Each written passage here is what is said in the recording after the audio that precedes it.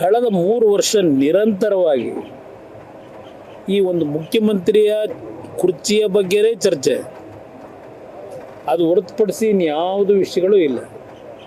ಇವತ್ತಿಗಾಗಲೇ ಹಲವಾರು ಗ್ರಾಮಗಳಲ್ಲಿ ಕುಡಿಯೋ ನೀರಿನ ಸಮಸ್ಯೆ ಮಾಧ್ಯಮಗಳು ತೋರಿಸ್ತಾ ಇದ್ದೀರಿ.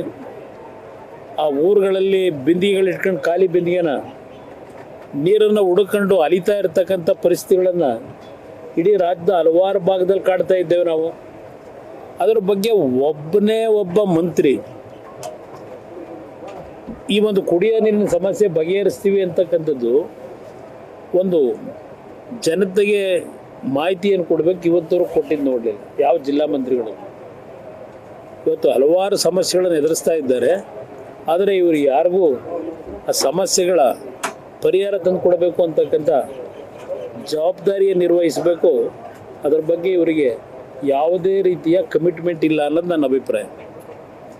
ಅಂದ ಇವತ್ತು ಬಹುಶಃ ಮುಂದಿನ 5ನೇ ತಾರೀಕಿನ ನಂತರ ಈ 3 ವರ್ಷದಲ್ಲಿ ನಡೀತಾ ಇತ್ತಲ್ಲ ಕುರ್ಚಿಯ ವಿಷಯದಲ್ಲಿ, ಆ ಕಡೆ ಕೆಲವರು ಮಾತಾಡೋದು, ಈ ಕಡೆ ಕೆಲವರು ಮಾತಾಡೋದು, ಇನ್ನು ಕೆಲವರು ದೇವರ ಕೃಪೆ ಬೇಡ್ಕೊಂಡು ಓಡ್ತಕ್ಕಂಥದ್ದು. ಈಗ ಅದೇನೋ ಮಾಟ ಮಂತ್ರದ ಬೇರೆ ಪ್ರಾರಂಭ ಆಗಿದೆ. ಮಾಟ ಮಂತ್ರದ ಬಗ್ಗೆ ಅವ್ರ ಪಕ್ಷದಲ್ಲೇ ಚರ್ಚೆ.